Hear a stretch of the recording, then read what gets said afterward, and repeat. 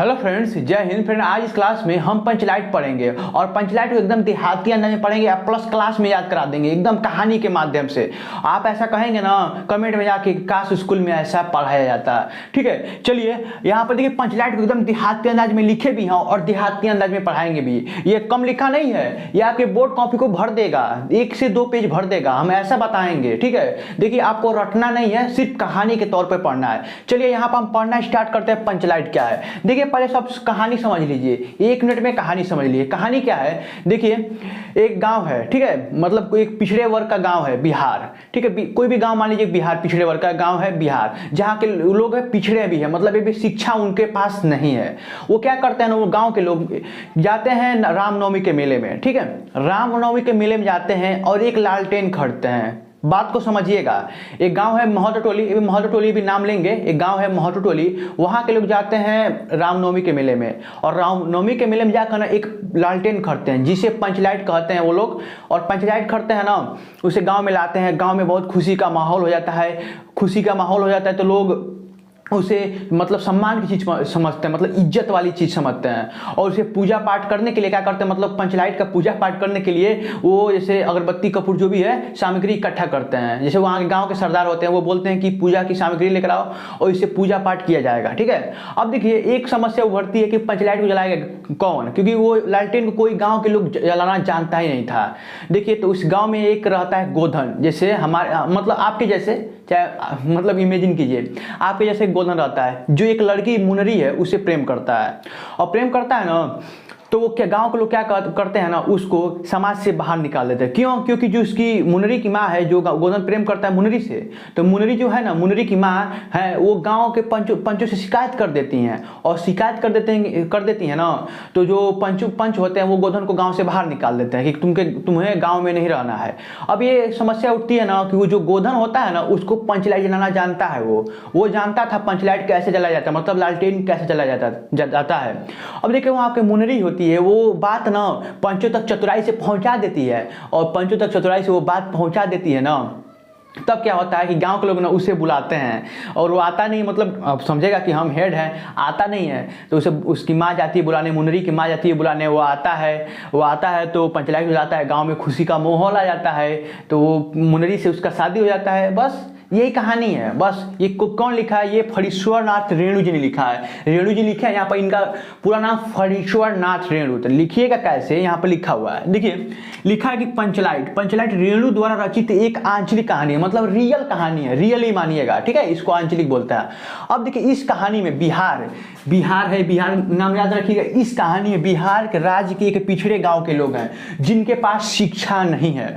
वो क्या कर रहे हैं ना, मतलब वो पिछड़े गांव के लोग का जो परिवेश है, कैसे रहन सहन, वो सब चीज का सुंदर चरित्र चित्रण प्रस्तुत किया गया है इस कहानी में। बात समझिए कैसे लिखेंगे ना आपको कि रेणु द्वारा रचित यह आंचलिक कहानी मतलब रियल कहानी है। और इस कहानी में ना क्या किया गया है ना कि पिछड़े गांव के, जो बिहार के पिछड़े गांव के जो लोग हैं वह शिक्षित है, उनके जो दिनचर्या है, परिवेश है, उनका सुंदर चरित्र चित्रण प्रस्तुत किया गया है। इतना लिखना है। अब लिखने के बाद लिखना है कि यहाँ पर देखिए, अब यहाँ से अगला हेडिंग डालना है कि इस कहानी में एक गाँव महतो टोली के अशिक्षित लोग रहते हैं। इस कहानी में एक गांव है महतो टोली, याद रखिएगा महतो टोली, ये गांव का नाम याद रखिएगा। उसमें बिना मतलब उनके पास शिक्षा नहीं है, वो लोग रहते हैं इस गांव में। अब जो क्या होता है ना कि रामनवमी का मेला पड़ता है और मेले में ना एक पंचलाइट मतलब लालटेन खरीदते हैं। वो लोग लालटेन खरीदते, ये बताएं आपको। और क्या करते हैं ना, गांव के लोग सीधे साधे जो गांव के लोग होते हैं, मतलब भोले भाले लोग होते हैं, आप भी गांव से ही होंगे, तो क्या करते हैं ना, लोग इसे सम्मान मतलब इज्जत की चीज समझते हैं। ठीक है, वस्तु समझते हैं।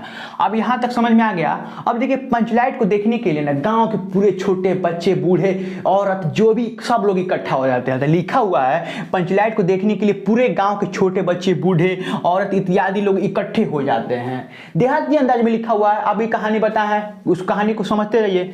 अब देखिए गांव के सरदार अपनी पत्नी, जो गांव के सरदार होंगे, चाहे मुखिया कोई भी होता है, तो अपनी पत्नी से कहते हैं ना, आदेश देते हैं कि जाइए इस शुभ कार्य को करने के लिए ना पूजा की सामग्री की इकट्ठा कर लीजिए। वो कहते हैं। और परंतु समस्या उठती है कि पेट्रोमैक्स, मतलब इसको पंचलाइट को पेट्रोमैक्स बोला जाता है, लालटेन बोला जाता है, इसको जलाएगा कौन?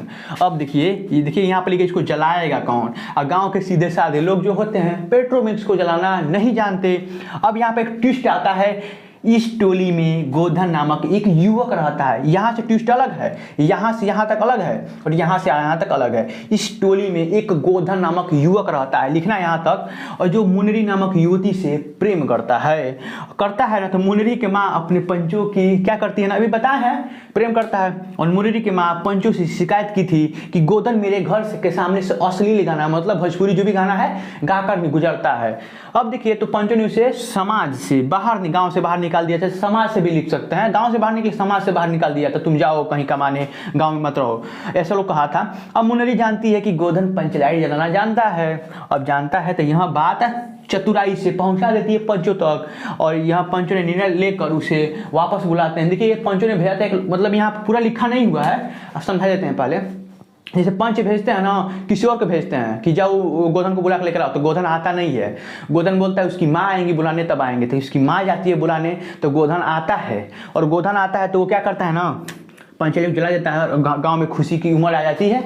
समझ में आ गया ना। अब बाद में मुनरी से शादी हो जाता है, ठीक है, मतलब ये माफ़ कर देती है सारी गलती, मुनरी की माँ माफ़ कर देती है और शादी हो जाता है। तो ये कहानी है ना, देहाती अंदाज में लिखा हुआ है। तो बस आपको वीडियो थोड़ा भी पसंद आया हो, थोड़ा भी, तो शेयर कर दीजिएगा अपने मित्रों के पास, फ्री में होता है, और लाइक कर दीजिएगा। और चैनल को सब्सक्राइब करने के बाद बगलिया में जो होगा ना एक बेल आइकन, उसको प्रेस कर लीजिए, क्योंकि तुरंत वीडियो डालेंगे तुरंत नोटिफिकेशन ऊपर से आएगा, तुरंत आप मेरा पहले वीडियो देख लेंगे। ठीक है, तो मिलते हैं अगले वीडियो में, तब तक के लिए जय हिंद, जय भारत।